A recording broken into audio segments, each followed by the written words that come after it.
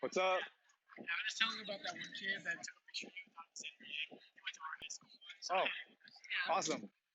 I am Andrew Yang. Have you gotten my campaign stickers yet? Oh, you did. Awesome. Can I count on your vote? I'm not planning to vote. Oh, Not I used to too. he's not a politician. That's exactly why I like this guy. He's gonna fucking flip politics inside out. Politics as usual is gonna be eliminated if this guy gets in. Well, hopefully it does, because I hate politics so much. The current state of politics, I totally agree with you. He has two things that's gonna change it. The elections. Ranked choice voting will allow you to rank your favorite to least favorite instead of you picking one. Oh yeah, that's actually pretty important, because you know how they. Well, I forgot what award show it is, but like it's like the Grammys or the Oscars. Actually, I think it's the Oscars, where you have ranked choice. So you choose Yeah. like your number one, your number two, your number three, your number four, and so even if most amount of people choose number two, like if there's a bunch of random number ones, Right. but everyone agrees on number two will win instead of number one, Right. because the number one's inconsistent. Yeah, so you looked into this before. No, Like- I was talking about the Oscars. Right, but it's Yeah, a similar. yeah. It's the same thing. Like, why don't we pick our Oscars has a better voting system than our presidential elections? Yeah, honestly, America kind of sucks with that. That's why I hate politics. Yeah, it's fucked so up. stupid. Sorry. If you want to eliminate politics, you gotta vote in you. Okay, I don't know if I'm gonna vote, but I agree. Yeah. I mean, you have to get excited enough, then you vote. But so I got excited because I saw this guy's interview with Joe Rogan in March, and before that, I felt the same way. Like, I never cared about politics. This is my first time donating, volunteering. I'm actually making YouTube videos. I was never like, Wow. that's my YouTube video, and it's being recorded right now. So if it's fun, I might use the footage, and I'll get your permission Yeah, no before I do worries, that. you're good. So okay, cool. Are you guys all okay with being on camera? All right, cool. Yeah, so totally agree with you. And all right, this guy is just different. He's a technologist and an entrepreneur and a humanist, most importantly. I work in tech. I work for Amazon Robotics, so I've been like, I'm all about sci-fi, future of humanity, everything. And really, we have so much technology now. We're almost going towards, we can go towards the direction of like a Star Trek type of society where things are almost being automated, right? I mean, we're not there yet, but we're in the transition. Cars and trucks will start driving themselves. Manufacturing you have 3D printers that can print almost anything. So it's almost like we can manifest whatever we need using this technology that we have. The problem is the technology is owned by these big companies. So while we grow our economy, like, we're losing jobs and people are being pushed into poverty, while overall we're getting richer, but all the richness, the riches are going to Amazon, Google, Facebook. And so That's another reason why I hate politics. Yeah. It sucks. I hate politics. But in general, like some reason, like our country honestly is terrible. Like our politics sucks. Mm-hmm. Our economy is ruled by like two people. It's so bad, honestly. Yeah. So yeah, I would just say check out. I mean, I can't speak as well as Andrew Yang can speak. So he's written 2 books on how technology is transforming society. He spent his whole career as a nonprofit entrepreneur. He was advising startups in the Midwest. So his nonprofit, it was to fight the brain drain that went straight from top schools to Wall Street and Silicon Valley, the 2 greedy centers of the world. He was trying to get talented people to go to the Midwest to start companies. That's true. Yeah. And he saw that at every 1,000 jobs he and his entrepreneurs create, the economy is losing 10,000, 50,000 jobs. So it's kind of like pouring water into a bathtub that decides a hole ripped in the bottom. Yeah, that's true, because like if you lose, I was watching a video on YouTube about how if one person gets rid of their job as like a car manufacturer, such as in like Detroit, then 3 additional jobs, like a restaurant person, a hairstylist, or like a teacher will lose their job because people move out and they're no longer need, or like people don't have the money to go through luxuries like hairstyling, right? Or like going to a restaurant or just eat it. It's so sad. Honestly. It is. I You see hate these it ghost towns. so much. See these ghost towns in these blighted communities where buildings are just boarded up. They were like 10 years ago. They were vibrant places with families and stuff. So it's happening, and it's happening faster and faster. In the next 15 years, we're going to lose 40 million jobs.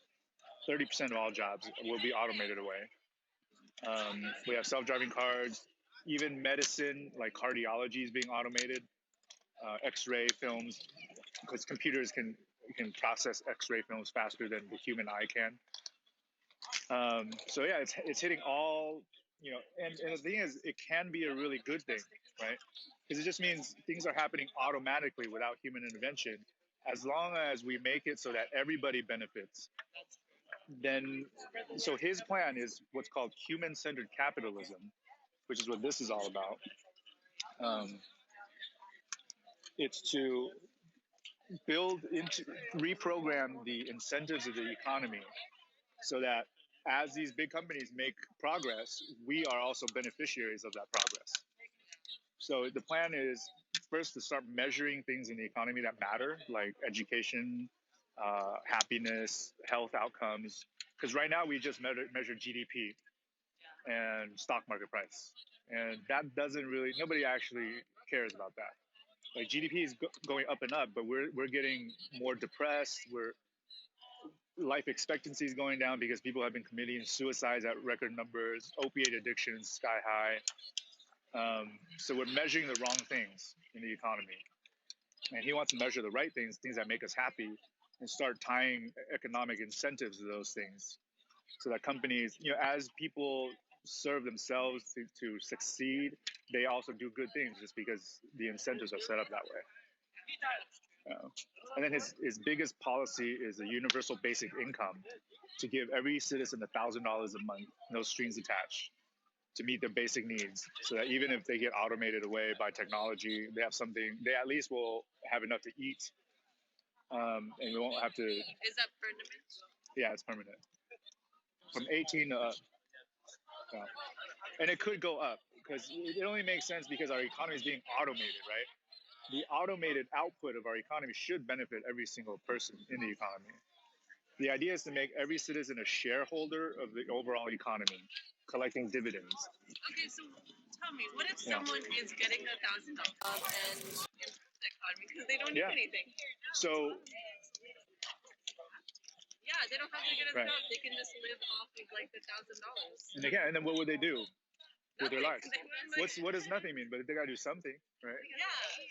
Yeah, but they don't need to actually So what do people? The economy because they don't need to get a job. They already have money. You can't do anything with that. That's $12,000 a year. What can you do with $12,000? You can't just survive, but you can't thrive. I'm sure everyone wants to thrive. Yeah. So there's that. That's true. But I think of it even more. I think of it like, if we go 50 years out, 100 years out, we have so much technology, we actually don't need to work anymore. What do people do when they don't have to grind for their survival? What do you do when you have a weekend where you're like, I actually have some pocket change. I have all my friends also have pocket change, and we have a day off. What do you do with your time? You spend time with friends. Right. You spend time with your friends and family. You maybe do some creative things. You can pursue your art, your passions. I think that's exactly where we want to head, like in the ideal world, right? So, and that's where we can start to head. And I do get that, some people might spend it on marijuana or like drugs and everything, but because some people, for example, if they're like in an opioid addiction, right? Yeah. They frankly don't care about thriving. They just care about getting enough money to pay for their next like food. So like they'll stay at someone's house, they'll like have enough food to survive, and they'll use that money for like drugs. And so that's not good. Well, if that happens, don't want to be funding that. But if we don't fund that, what do they already do? If they're already addicted to opiates and they don't have money, what happens? Well, then they'll have to like go to a facility, right? Because they can't survive. Or a lot of them start stealing. They start committing suicide, crime. So the thing is, like, I get that, and giving people money, like they might use it for certain, but you can't. Who are we to judge how they spend it? And I think everybody, at the end of the day, like knows what's best for themselves.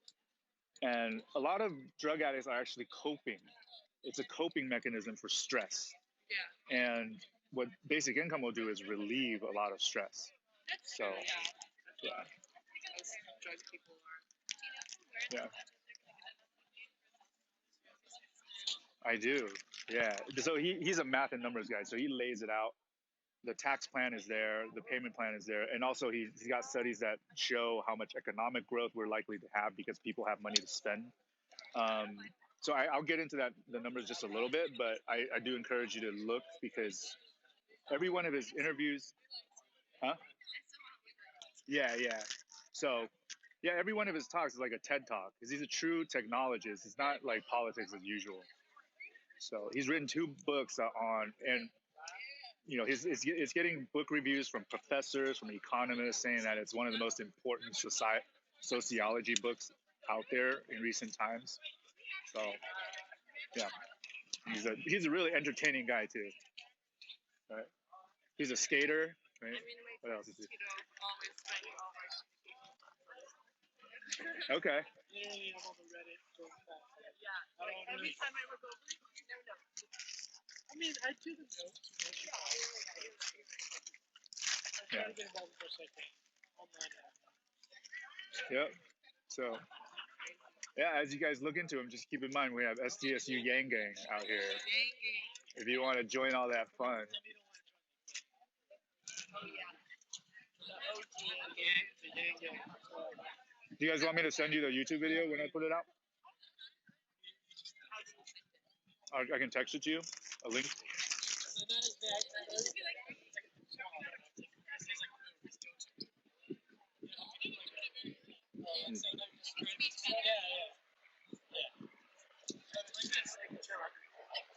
Oh yeah, that. It's called the Claw. the Claw of Amazon. Olivia, good to meet you. I'm Levin. Tara. Mitch. You guys all go to class together? We went to high school. Oh wow.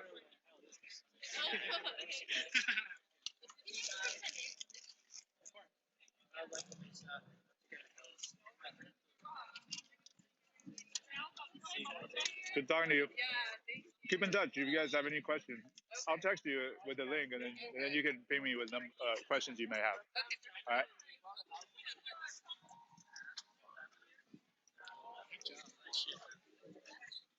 That's the disengaged voter we need. That's exactly our demographic. That's just me, like back in March.